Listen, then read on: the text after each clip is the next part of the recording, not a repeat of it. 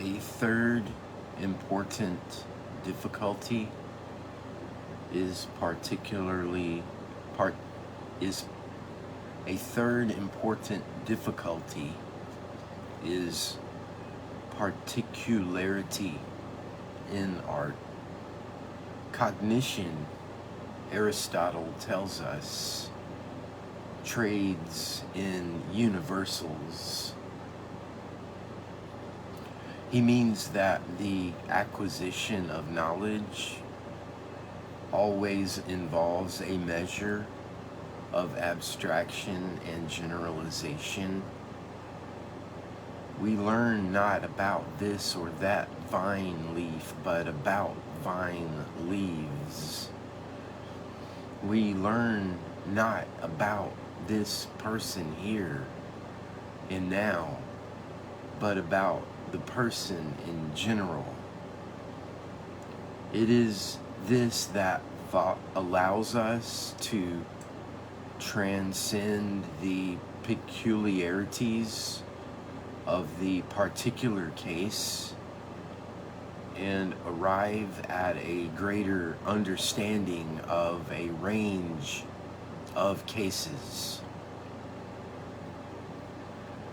Even where it is inappropriate to speak of anything as precise as a theory, there is nonetheless always a measure of abstraction, however modest this may be. Now, though Aristotle himself thought that art deals in universals and thus is something akin to philosophy, this is not a view that it is easy to accept. Paintings, plays, sculptures, and so on portray and must portray particulars.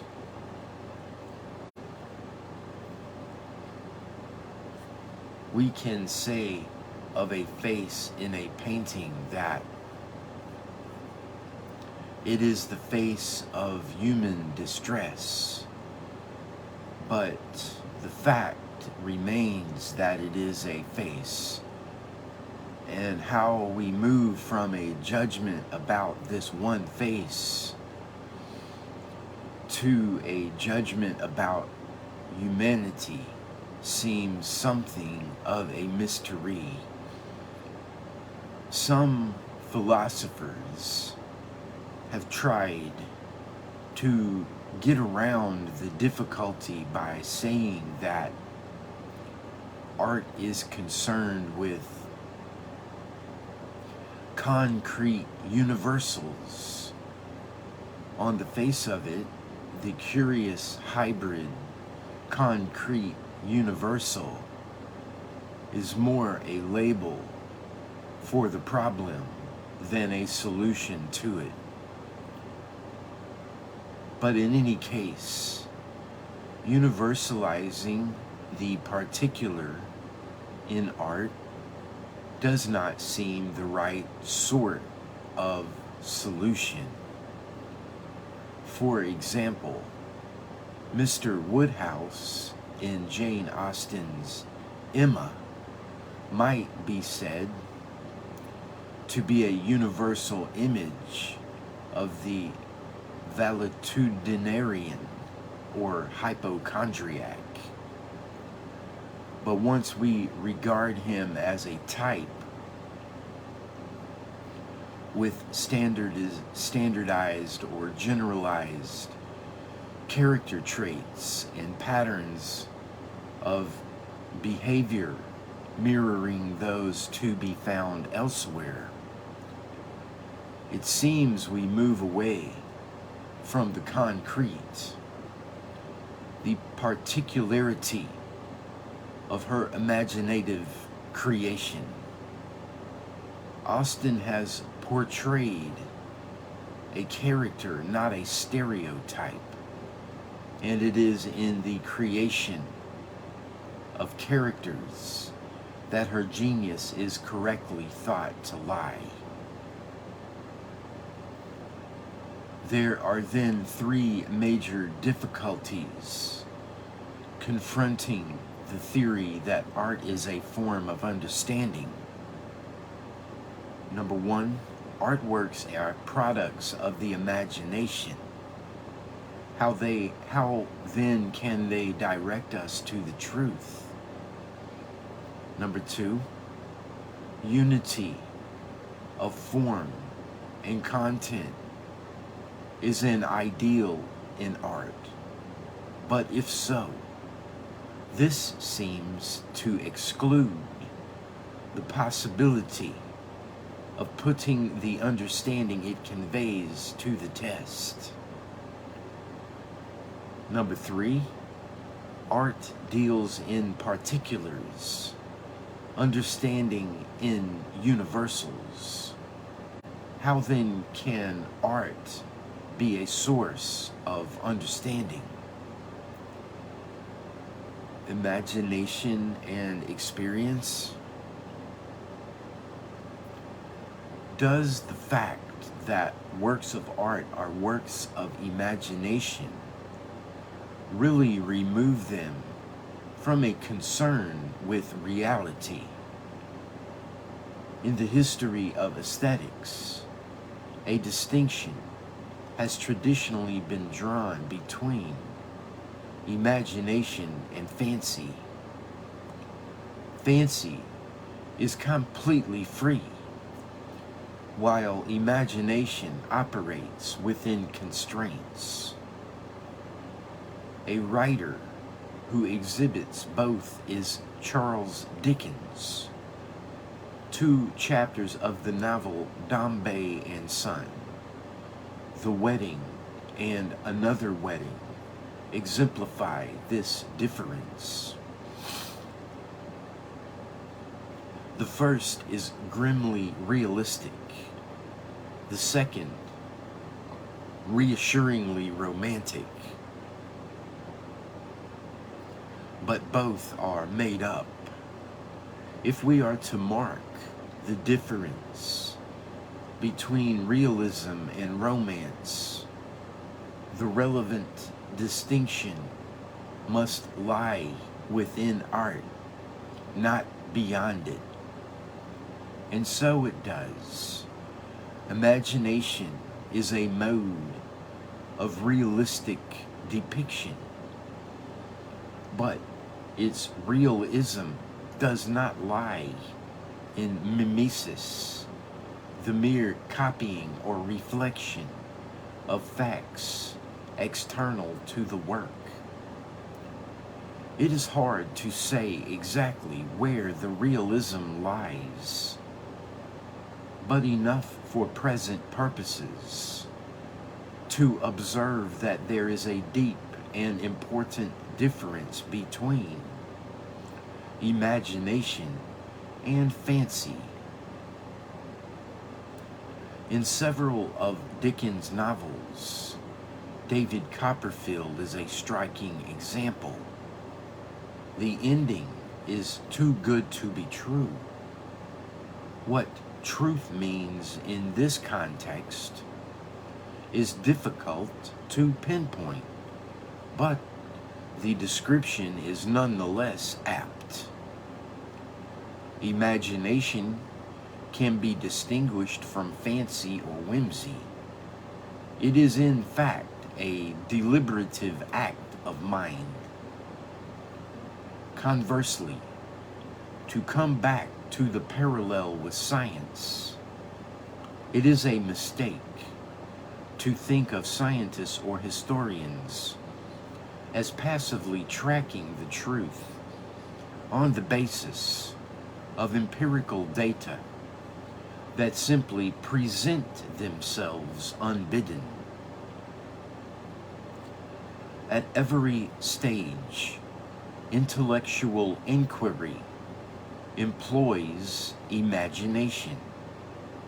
Hypotheses in science and history have to be checked against the facts, But scientists also float ideas, engage in guesswork, and follow up lines of thought according to their sense of the problem. All these are acts of imagination. Indeed, the facts may need imaginative treatment before they yield much in the way of a test. And often, imagination has to be employed in rooting out the facts in the first place. To assess the merits of aesthetic cognitivism, we need to appreciate both the similarities and differences between art and science. And one way of doing so is to compare a map with a photograph. Maps aim faithfully to represent the landscape whose features they record, because they aim to do nothing more than this. It might be supposed that map making involves the complete suppression of imagination, the soulless recording of fact. However, geographical features are represented on maps by symbols, and the clarity of the representation, and hence the usefulness of the map, depends upon the imagination with which symbols are devised. Old maps often exemplify the truth of this. The difficulty in reading them arises more from the clumsiness than the unfamiliarity of the symbols they use. Nowadays, map making is largely governed by conventional symbols that are universally agreed. Even here, however, the imagination with which these are employed on the map makes a great difference to its utility. One has only to compare maps constructed for special purposes to see that imagination in the devising of symbols is very important. Yet, the use of imagination does not alter the basic purpose of every map: to represent things as they really are. Now, compare a photograph of a landscape with a representation of the same landscape on a map. This comparison reveals the mistake in Morgan's remark about Pauline theology and the Sistine Chapel ceiling. Because though both the map and the photograph give us knowledge of the landscape, no one supposes that either could replace the other. The map provides information in the form of conventional notation. The photograph lets us see the landscape itself. As in the construction of a map, imagination is involved in taking of the photograph, at a minimum in the choice of a point of view, which then becomes the point of view of those who look at the photograph. However, imagination can enter into the photograph more deeply than it can into the map making. While maps of the same area can differ precisely according to the purposes for which they are drawn, land use maps and geological maps, for instance. The business of the map maker is always to record information in a neutral way. The photographer can do more than this and select an angle that will give the landscape a particular focus of interest. The more imaginative a photographer is, the more he or she is likely to select a point of view from which, left to our own devices, we would never have seen the landscape.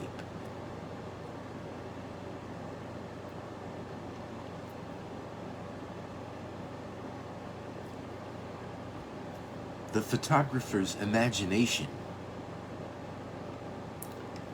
chooses a point of view, and the photograph directs our perception to see what we would not otherwise have seen accordingly. This is why it is right to speak of a photograph's revealing new and hitherto unimagined aspects of a landscape. Literally, and not just metaphorically. This use of imagination in photography is to be contrasted with something quite different: doctoring the photograph. A photograph of a landscape can be highly imaginative, but not in the way that celebrated photographs of fairies at the bottom of the garden were. In other words, it is at one and the same time a work of imagination and concerned with what is really there. What the comparison between map and photograph shows is that the sharp contrast between reality and imagination, on which the first objection to aesthetic cognitivism depends, is not to be so clearly drawn. The second difficulty was this: where is the logic in art? The process of arriving at the truth that we might test. Perhaps imagination is needed in history and science, but there still seems to be this important difference. A work of inquiry has a structure of reasoning by which it moves from premise to conclusion. A work of art does not. To put the same point another way, history and science and philosophy are disciplines, organized systems of knowledge, and not merely collections of isolated facts or propositions.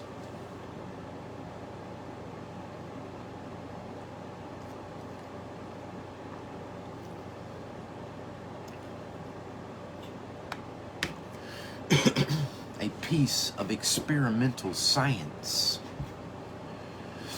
and historical narrative, a philosophical argument, does not just confront the mind with fact or hypothesis. It directs the mind through a progression of thought. This power to direct the mind is what allows us to call these modes of understanding.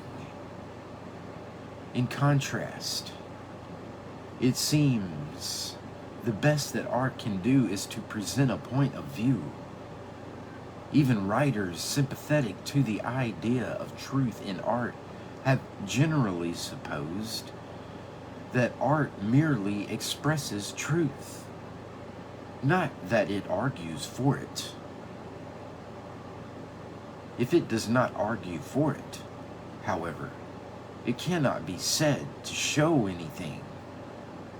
And if it cannot show its audience the truth of what it contains, it can at best be a mode of expression or representation, not of understanding. This sounds convincing, but is it correct? There are undoubtedly important differences between art making and intellectual inquiry, but to contrast them in just this way is misleading. There's more to life of the human mind than conceptual thought. The activity of the senses is as much mental as that of intellectual reflection. The contents of my mind are made up of the visible, audible, and tactile, as well as the intelligible.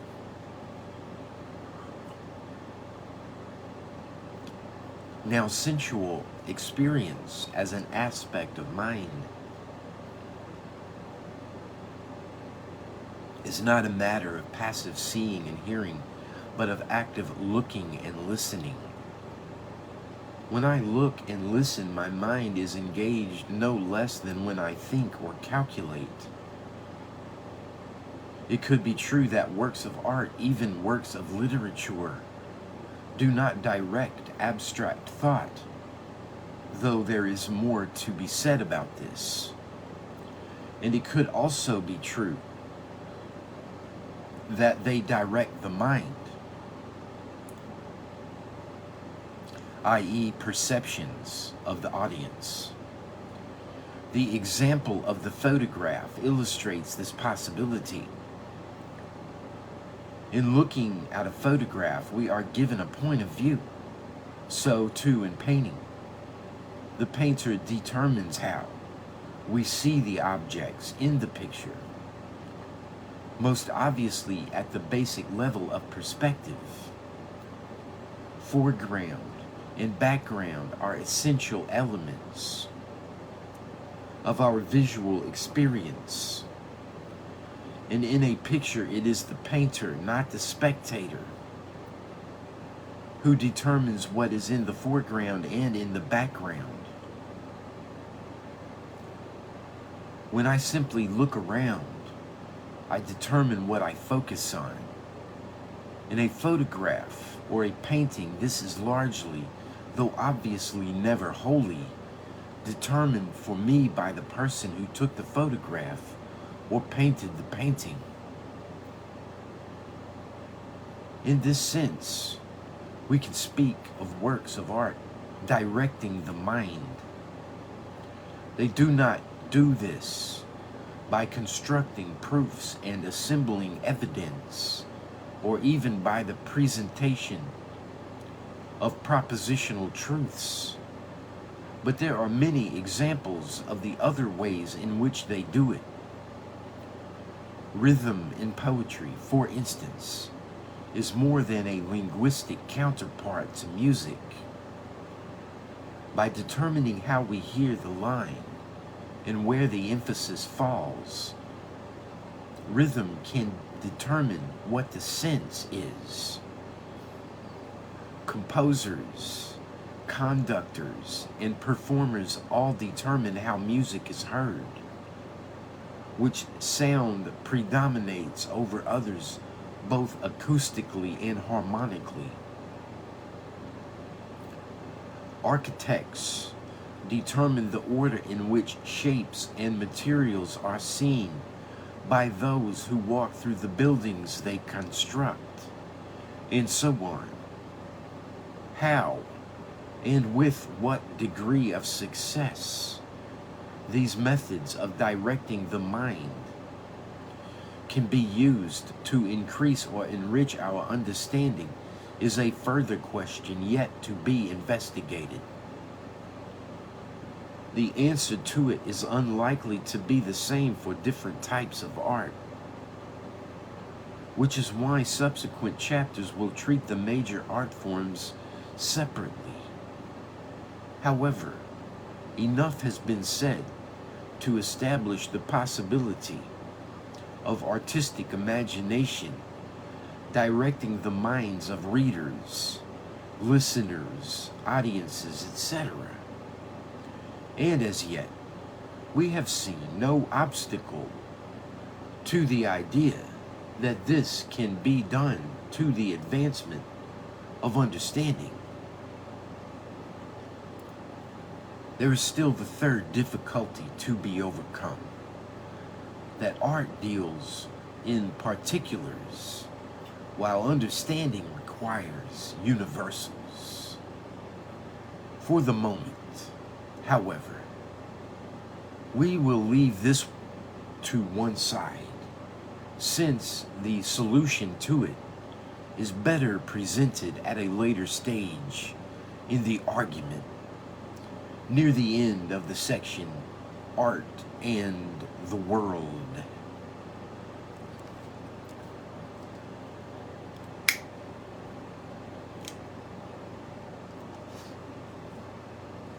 The objects of imagination. Aesthetic cognitivism must answer two questions. How does art enrich our understanding? And what does it enrich our understanding of? The three difficulties we have been concerned with so far relate to the first of these questions. But the second is no less important. What could artistic understanding be about?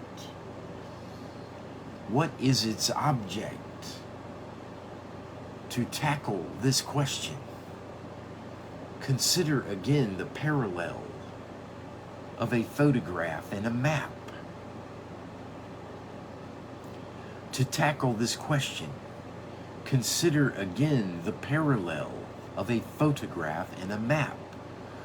Like the map, the photograph can tell us about a landscape, and a good photograph does so by presenting us with imaginative ways of looking at it.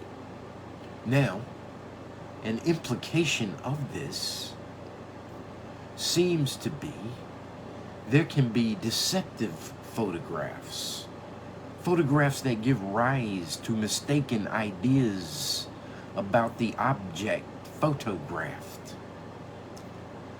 If so, this possibility counts against the suggestion that photography as an art is a source of understanding, because considered as an object of aesthetic interest, the deceptive character of a photograph is of no consequence.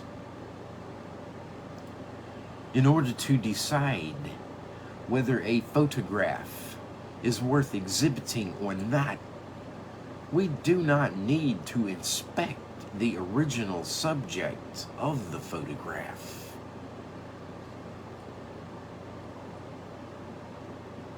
We need not go beyond the photograph. Its aesthetic merits and demerits are wholly within the work itself. Precisely the same point can be made about painting. Perhaps in his painting, Canaletto has disguised the grubbiness of the real Venice he knew. But from the point of view of their aesthetic value, the real Venice is irrelevant.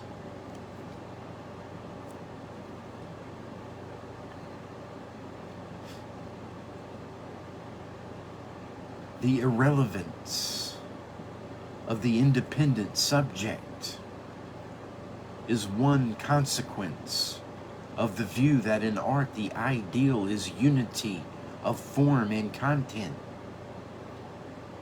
In the imagined photograph, what matters is not the accuracy of beliefs about the subject that the photograph generates, but the internal harmony between the subject and the way the photograph, deceptively or not, presents it. In other words, the art lies in the harmony of form and content. In the same way, in a poem or a play, what matters is not the truth or falsehood of the sentiment expressed, but the apt or inapt manner of its expression.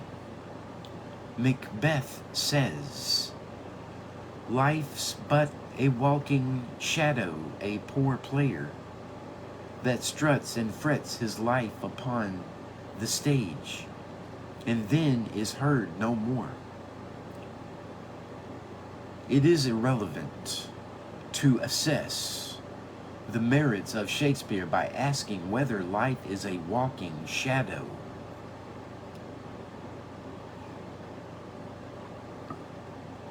Anyone who said that life is not as bad as Shakespeare here makes it out to be would rightly be thought to have made a foolishly irrelevant remark.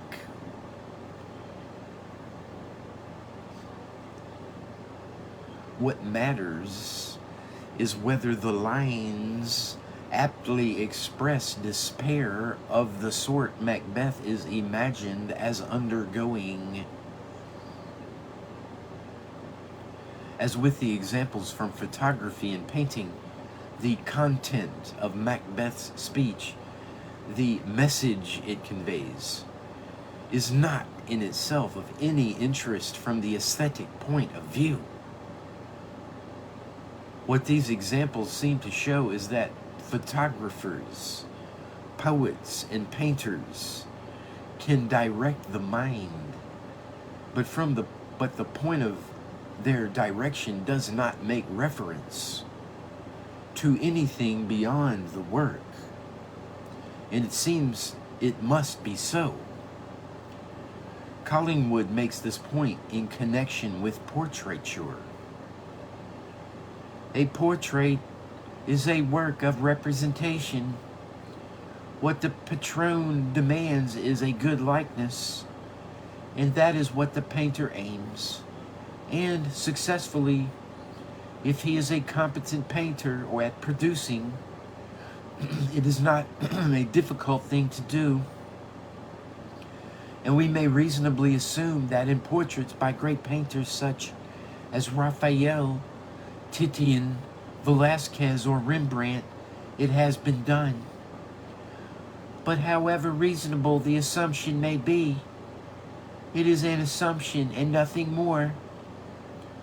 The sitters are dead and gone, and we cannot check the likeness for ourselves. If, therefore, the only kind of merit a portrait could have were its likeness to the sitter, we could not possibly distinguish, except where the sitter is still alive and unchanged, between a good portrait and a bad. This argument conclusively refutes the idea that what is valuable in portraiture is what philosophers of art often refer to as a mimesis, imitation. The ability to produce convincing resemblances.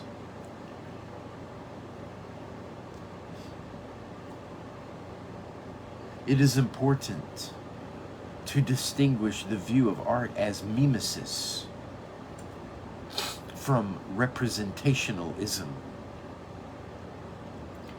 The difference will be discussed in chapter 6. Collingwood assumes correctly that we can tell the difference between good and bad portraits even when we do not know what the sitter looked like.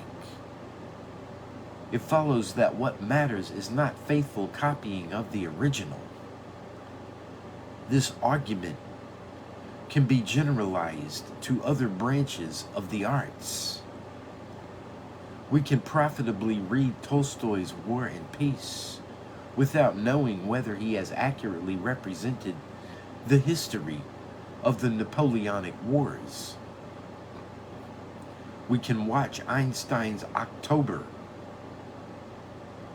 without worrying about the actual course of the Russian Revolution.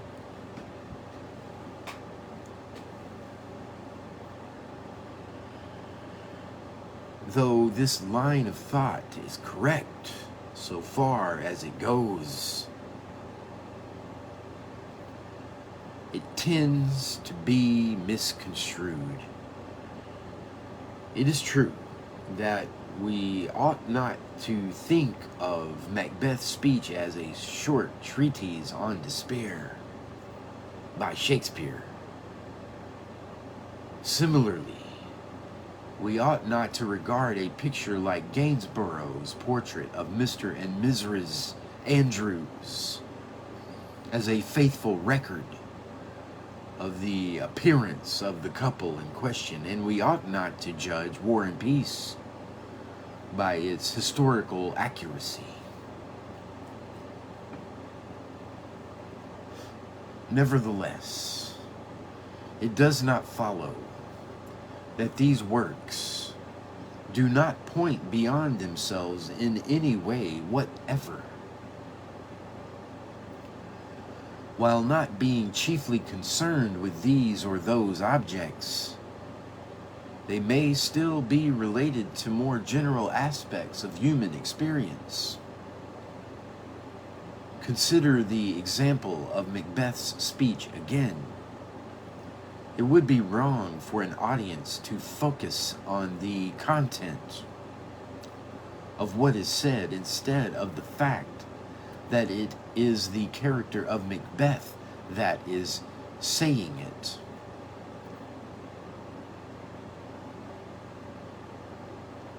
Still, his speaking these lines at that point in the play adds up to an image that has universal reference.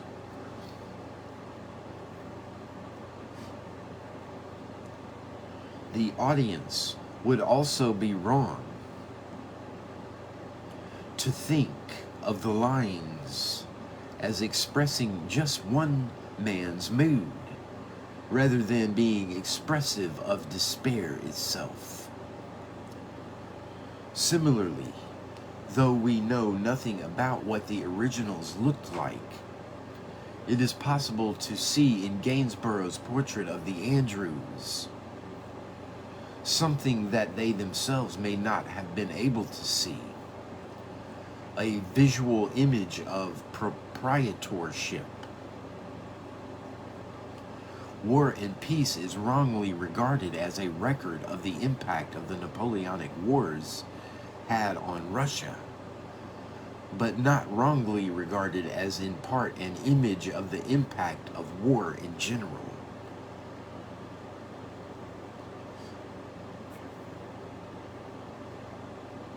There is, of course, an important question about what exactly makes the image in any of these examples a convincing one. Since the merits of a work of art can only be looked for within the elements of the work itself, they cannot lie in its correspondence with things that lie beyond it, but must be found in the way those elements unify form and content. However, this does not rule out all possible relations between a work of art and an external reality. Indeed, the insistence upon unity of form and content as an artistic idea may work to the advantage of the idea that art has cognitive value. Truth in art is not simple correspondence between artworks and the things they depict, and accordingly, such correspondence cannot enable us to establish a work's artistic merits. But this leaves open the possibility that it is only after we have grasped the artistic merits of a work that we are in a position to appreciate its relation to the world of human experience. Art and the world. What then is this relation? The assumption we have just abandoned, that art can only tell us about the world if it stands in some sort of correspondence relation, supposes we have to be able to look independently at reality and then at art in order to see how well the latter has represented or understood the former. This too is a conceptual picture we should abandon. It is far more profitable to view the relation as the other way around. We first look at art and then, in the light of it, look at reality in order to see it afresh. Sometimes, even, it is thanks to art that we become properly aware of some aspect of experience for the first time. The poet Robert Browning expresses this thought in Fra Lippo Lippi. Nature is complete. Suppose you reproduce her, which you can't. There's no advantage. You must beat her then. For don't you mark, we're made so that we love. First, we see them painted, things we have passed, perhaps 100 times nor cared to see, and so they are better painted. Browning's point is that mere replication of things out there is worthless, since copying can't improve upon the things it copies. But an original painting can make us really see things that, without it, we have passed 100 times and scarcely noticed. The idea that artistic excellence is found within a work is a unity of form and content. Is not an objection to aesthetic cognitivism once we have discarded familiar conceptions of truth as correspondence or resemblance, and begun to think instead about viewing the world through art, rather than checking art against the world. To appreciate the extent of the alteration in thinking about art that this reversal brings about, more needs to be said about the abstract metaphysical notion of the world that this way of speaking employs. The world, in this context, is to be understood not as a set of objects, like furniture in a room, but as the generalized content of our experience. Experience, too, is an abstract term, of course, though philosophers have often used it in quasi-technical way. For present purposes, we can employ it in a more everyday way. It is common to speak of people having or lacking experience, and classifying them as experienced and inexperienced.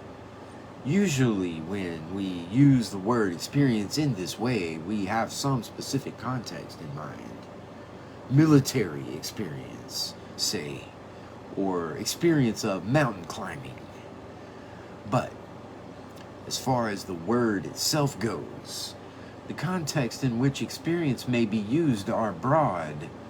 We may talk of experience in specialized contexts, as in the examples just given, or in a more broadly human connection. Experience of pain or fear, of love and bereavement, for example. Most broadly of all, we refer to sense experience.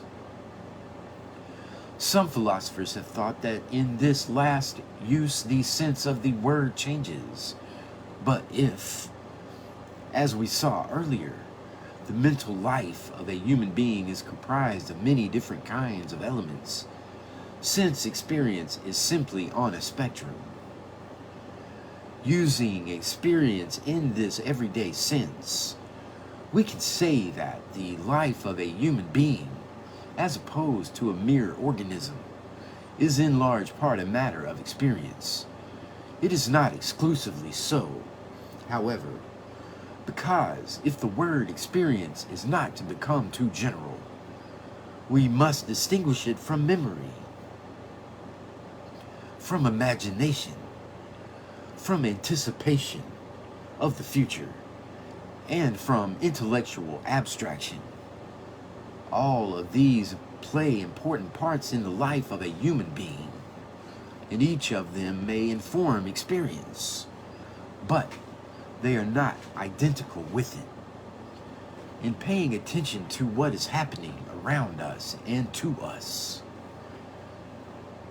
it is these other aspects of mind that help us connect up our experience and make it meaningful by linking past events, present experience, hopes for the future, and rationally tested beliefs for present purposes. Of these other aspects of mind, it is imagination that holds the greatest interest. Human beings have the ability to manipulate their experience imaginatively, and this is one of the ways in which they can bring it more sharply into focus and find greater significance in it. The preceding 3 paragraphs have described in abstract terms something with which we are all very familiar.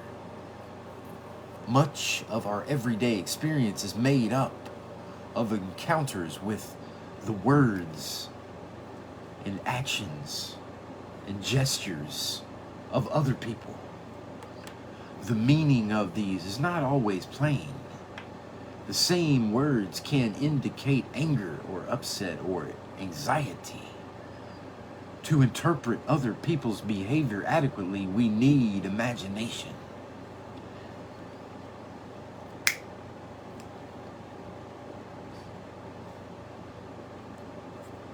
Unimaginative people have a hard time understanding others.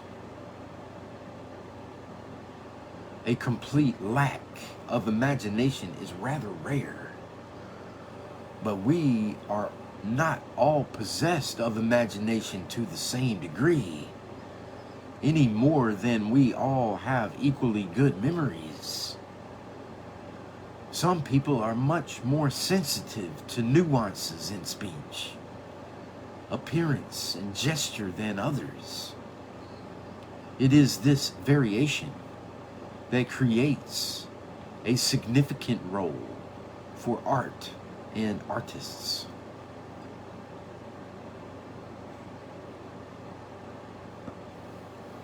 This role is not confined to the imaginative understanding of others.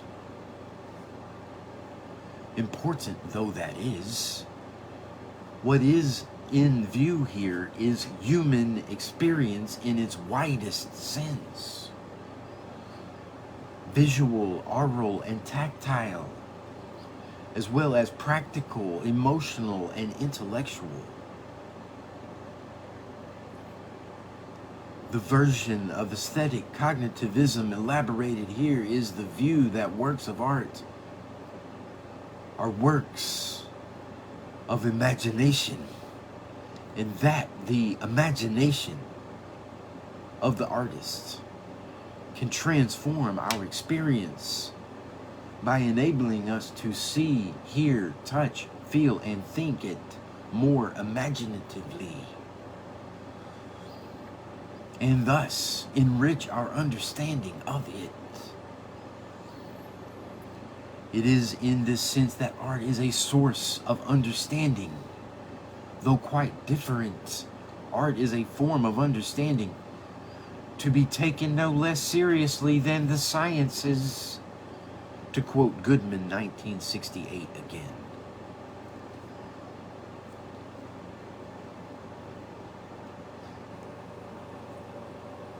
To appreciate this fully, it is essential to see that the process involves moving from art to experience, not experience to art.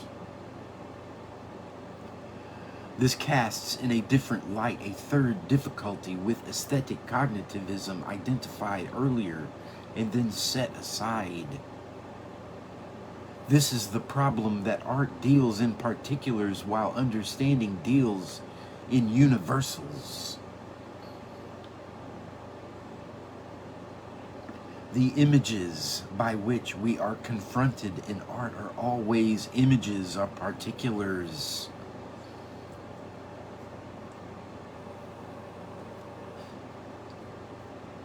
In order to illuminate the experience of anyone and everyone, which art must do if it is to be a genuine source of understanding, we need generality.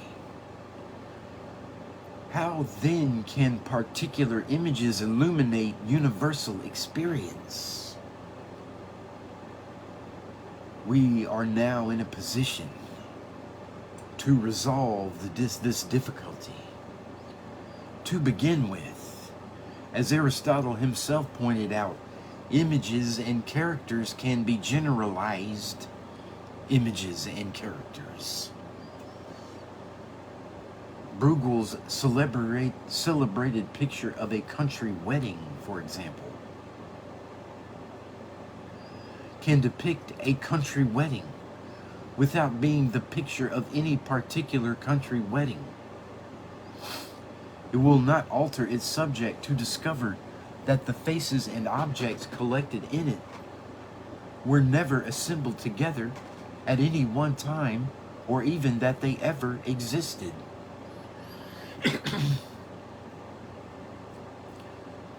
The value of a picture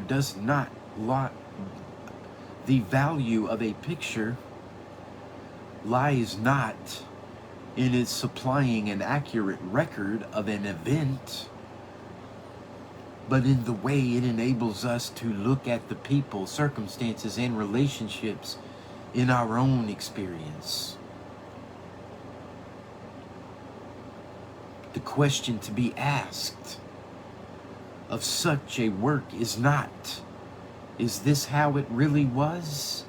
But rather, does this make us alive to new aspects of this sort of occasion?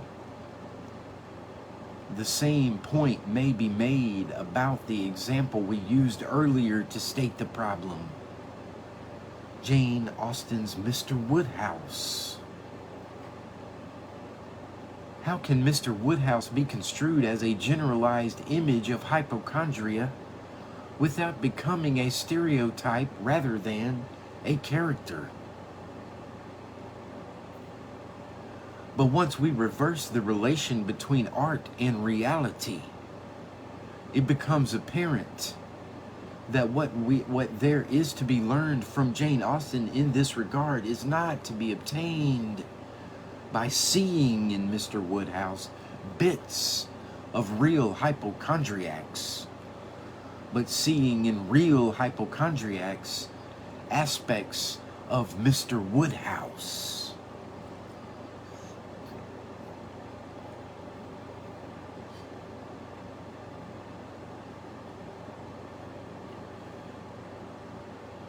Our experience is not summarized in the character, but illuminated, perhaps awakened by it. It is not so much that Mr. Woodhouse is true to life, but that life is true to Mr. Woodhouse. And the genius of Jane Austen is that she brings us to see just how true to Mr. Woodhouse life can be.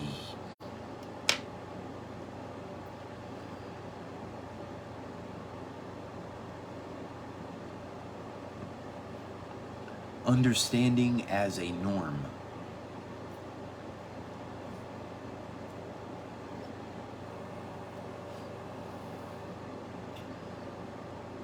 We have now seen what it means to hold that art, like science, is an important source of understanding. Once this thesis is understood correctly, The problems philosophers have identified in aesthetic cognitivism can be resolved. However, aesthetic cognitivism, the belief that art can illuminate experience by making us more sensitively aware of what it contains, is much more plausible as a normative than a descriptive doctrine. As a normative doctrine, it says that the arts have the capacity to enhance our understanding of experience. Not that all and every work of art does this. It also holds that when artworks do enrich our understanding of experience, this gives us reason to value them more highly than if they simply gave us pleasure or were beautiful to contemplate. It does not hold, or need not, that this is the only reason for valuing works of art. As a descriptive doctrine, aesthetic cognitivism seems to be false. There are indefinitely many paintings, sculptures, poems, pieces of music, stories and plays that have nothing much to say about experience, but which are nonetheless widely regarded as works of art.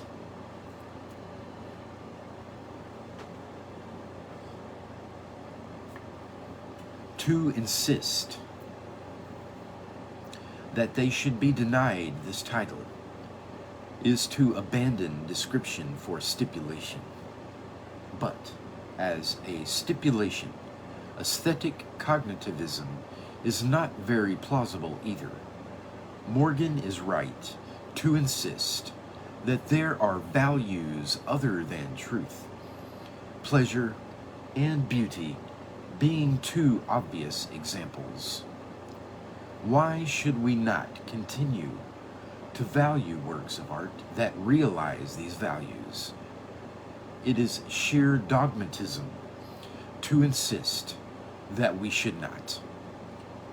The discipline of philosophical aesthetics since Kant has been marked by repeated attempts to define art, and the principal candidates will be discussed at length in the final chapter of this book. But definitions of art run the constant danger of dogmatism and stipulation. This is why it is best to regard aesthetic cognitivism as a normative theory.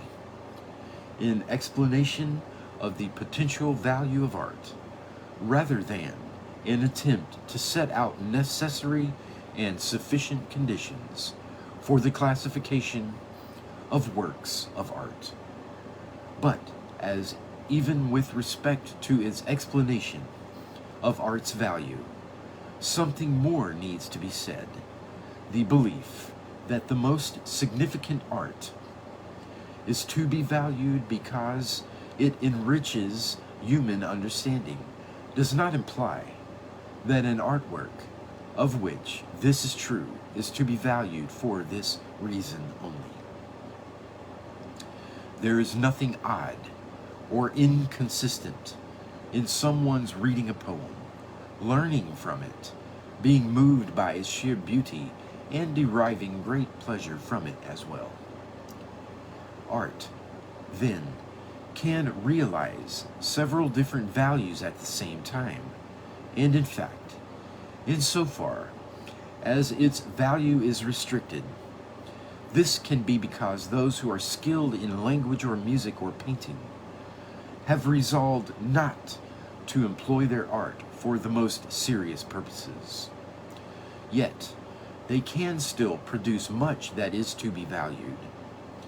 The comic songwriter Michael Flanders once remarked that while the point of satire is to strip away the veneer of half-truth and comforting illusion, the point of his songs was to put it back again.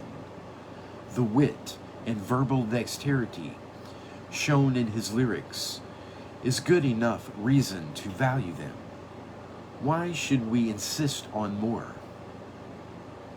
Similarly, the hugely amusing comic novelist P.G. Wodehouse thought that the writing of great literature was beyond him.